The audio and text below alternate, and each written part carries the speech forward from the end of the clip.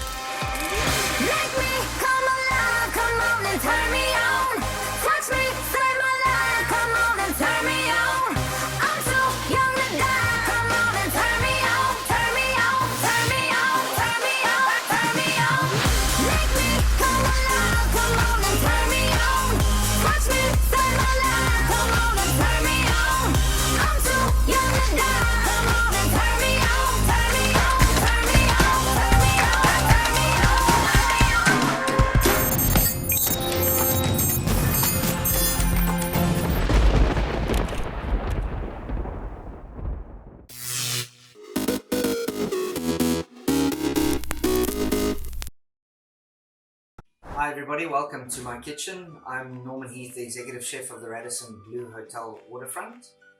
Today I'm going to share one of our best sellers of our restaurant, which is a seared tuna dish. Very simple for you to make at home. You're going to need 500 grams of tuna loin, 20 grams of Cajun spice, 20 grams of sesame seeds white, half a cucumber cut into strips or julienne, 20 grams of edamame beans, some salt for seasoning, pickled ginger, Kewpie mayo, ponzu, and some olive oil for cooking. So the first thing we're going to do is take the tuna. We're going to take the Cajun spice, and we're going to take half of the sesame seeds that we've weighed off. So we're going to take about 10 grams of that and mix it into the Cajun spice. We're going to take the tuna and we're going to just lightly coat it.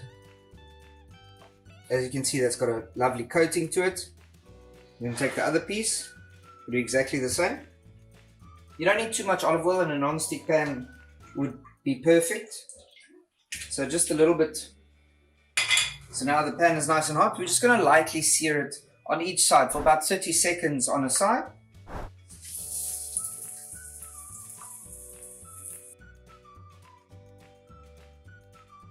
All we're doing is just a high temperature. We want to get golden brown at the outside and nice and crispy, but we don't want to cook the inside. We want to keep that nice medium rare and to get your nice pink color.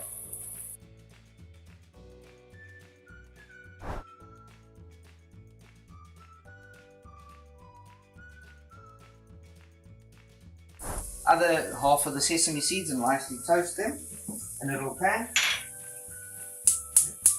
And we want to, from a cold pan, heat it up. We don't want a hot pan, otherwise it will burn. So it's a light toast that we want to use. Now we're going to place the tuna aside to rest.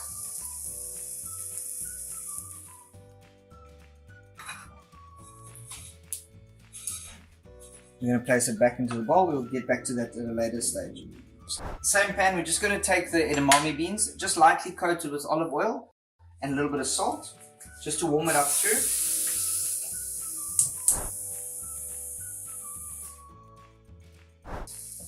The tuna with a nice sharp knife.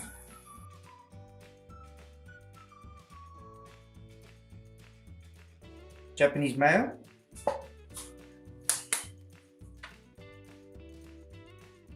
You can see it, have a look at the color of that. Beautiful.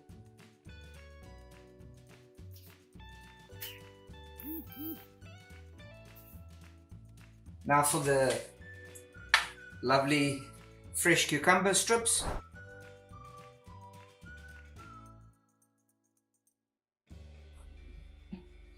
We're going to take these lovely edamame beans that we had earlier and just give them a sprinkle over the salad.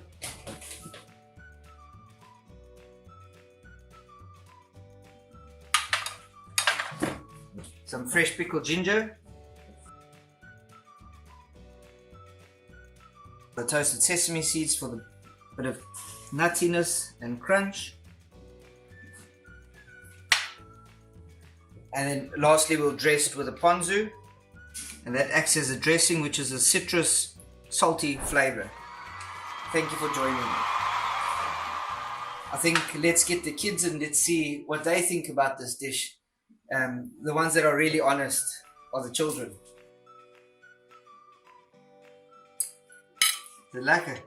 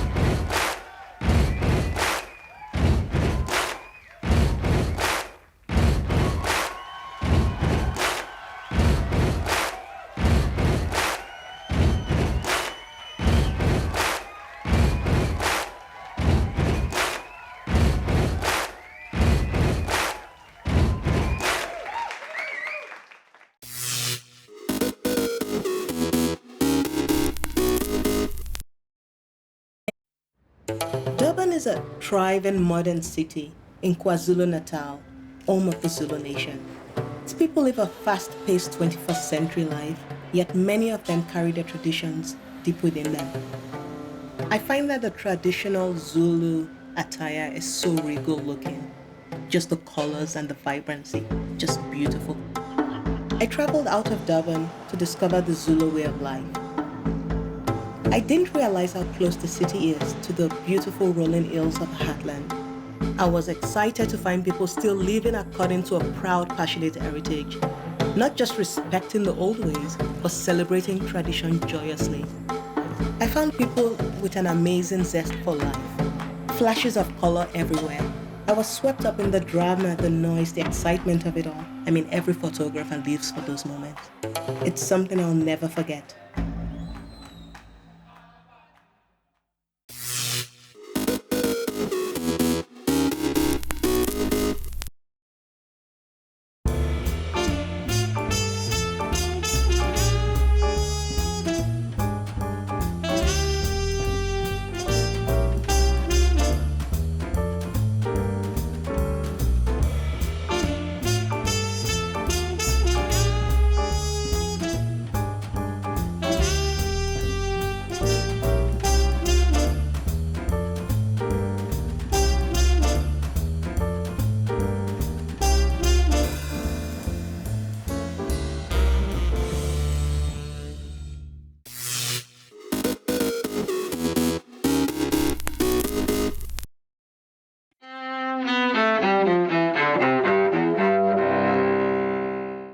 September 18, 1850. In Washington, America's divide between North and South over slavery deepens. Congress passes the Fugitive Slave Act, allowing slave owners to reclaim slaves who escaped to other states. The law helps fuel the outbreak of the Civil War a decade later. 2001. Letters postmarked Trenton, New Jersey that later test positive for anthrax are sent to NBC anchorman Tom Brokaw and the New York Post. The letters are part of the anthrax scare that kills 5 people and infects more than a dozen others just weeks after the September 11th terror attacks. 1975. In San Francisco, newspaper heiress Patricia Hearst is captured more than a year and a half after her kidnapping. Hearst says her kidnappers, known as the Symbionese Liberation Army, brainwashed her into joining them in at least 2 robberies. She spends prison time for bank robbery, but her sentence is later commuted. 1961. In Africa, UN Secretary General Dag Hammarskjöld is killed when his plane crashes in what's now Zambia. Hammarskjöld, who was on a peace mission in what's now the Democratic Republic of Congo, was 56 years old. 1905. Actress Greta Garbo, the enigmatic movie star of the 1920s and 1930s, is born in Stockholm, Sweden. And 1970. In London, guitarist Jimi Hendrix, a music icon of the 60s counterculture, dies of a drug overdose. He was 27 years old. Today in history, September 18th. Sandy Kozel, The Associated Press.